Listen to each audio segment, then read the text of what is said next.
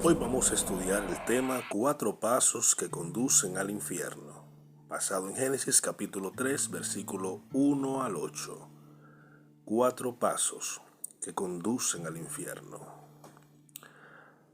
Las escrituras dicen, pero la serpiente era astuta más que todos los animales del campo que Dios había hecho, la cual dijo a la mujer, ¿con que Dios os ha dicho, no comáis de todo árbol del huerto? Y la mujer respondió a la serpiente, del fruto del árbol del huerto podemos comer, pero del fruto del árbol que está en medio del huerto, dijo Dios, no comeréis de él, ni lo tocaréis, para que no muráis.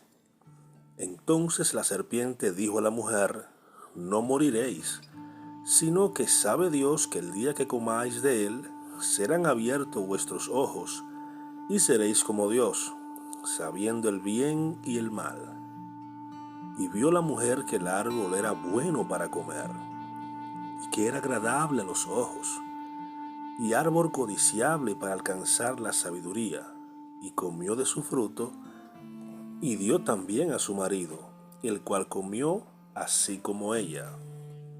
Entonces fueron abiertos los ojos de ambos, y conocieron que estaban desnudos. Entonces cosieron hojas de higueras, y se hicieron delantares. Y oyeron la voz de Dios que se paseaba en el huerto, al aire del día. Y el hombre y su mujer se escondieron de la presencia de Dios entre los árboles del huerto. Génesis 3, del 1 al 8. No cabe duda que el deseo de nuestro Señor es que todos los hombres nos salvemos y nadie sea condenado en el infierno. Lamentablemente muchos son los que hoy se pierden debido al engaño del pecado. En la historia de la caída del hombre, en el libro de Génesis, se nos muestra los pasos que conducen a la condenación eterna, los cuales se debe evitar y aferrarnos a la misericordia de Dios con el fin de escapar de las llamas del Gehenna. Vamos a ver cuáles son estos pasos que nos conducen al infierno. Primero, prestar atención a la propuesta del mar. Las escrituras dicen, pero la serpiente era astuta, más que todos los animales del campo que Dios había hecho, la cual dijo a la mujer, ¿con que Dios os ha dicho, no comáis del árbol del huerto? El primer paso que nos conduce a la condenación eterna es prestar atención a la propuesta de este mundo. Eva sabía que Dios le había prohibido comer del fruto del árbol de la ciencia del bien y del mal. Y a lo mejor había pasado cerca de este árbol muchas veces, pero un día le salió al encuentro el enemigo y comenzó a engañarla para que comiera de sus frutos. El tentador es muy astuto y busca engañar al ser humano y por ello busca influir a través del sistema mundano que él mismo ha establecido. Sabemos que somos de Dios y el mundo entero está bajo el maligno, dice 1 de Juan 5:19. Cuando le prestamos atención al tentador y a lo que el mundo nos ofrece, corremos peligro de caer en su trampa. Segundo, no obedecer la palabra de Dios. Las escrituras dicen, y la mujer respondió a la serpiente, del fruto de los árboles del huerto podemos comer, pero del fruto del árbol que está en medio del huerto, dijo Dios, no comeréis de él, ni lo tocaréis, para que no muráis. Entonces la serpiente dijo a la mujer, no moriréis, sino que sabe Dios que el día que comáis de él, serán abiertos vuestros ojos y seréis como Dios, sabiendo el bien y el mal. El segundo paso hacia la condenación es desobedecer la palabra de Dios. Dios le había dicho que tenían prohibido el comer del fruto del árbol de la ciencia del bien y del mal. De todo árbol del huerto podrás comer, mas del árbol de la ciencia del bien y del mal no comeréis, porque el día que comeréis de él ciertamente morirán. Génesis 2, 16, 17. Lamentablemente, Eva no le prestó la importancia debida a la advertencia de la palabra, por lo que consideró las palabras del tentador: no moriréis, sino que sabe Dios que el día que comas de él serán abiertos vuestros ojos y seréis como Dios, sabiendo el bien y el mal. Muchas personas pecan porque desconocen la gravedad de hacerlo, ya que desconocen la palabra de Dios. Y otras pecan porque no le dan importancia debida a la palabra. El tentador le dijo a la mujer que no morirá. Y así hoy día el tentador trata de menorizar la gravedad del pecado para que el hombre no se sienta culpable por ello y se pierda. Todo esto pasa por la ignorancia hacia la palabra de Dios, y un pueblo que la desconoce no tiene ninguna reprensión en sus acciones, y esto lo lleva a la destrucción. Dice la palabra en Oseas capítulo 4, versículo 6, mi pueblo fue destruido porque le faltó el conocimiento del Eterno. Tercer paso, no negarse al pecado.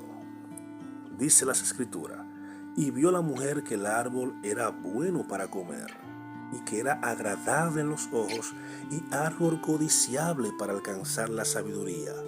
Y tomó de su fruto, y comió, y dio también a su marido, el cual también comió así como ella. Entonces fueron abiertos los ojos de ambos, y conocieron que estaban desnudos. Entonces cosieron hojas de higuera, y se hicieron delantales. El siguiente paso que nos conduce a la condenación es ceder a la tentación, es decir, no negarse al pecado. Después de haber engañado al hombre y ser seducido, viene la difícil decisión de rechazar o ceder a sus insinuaciones.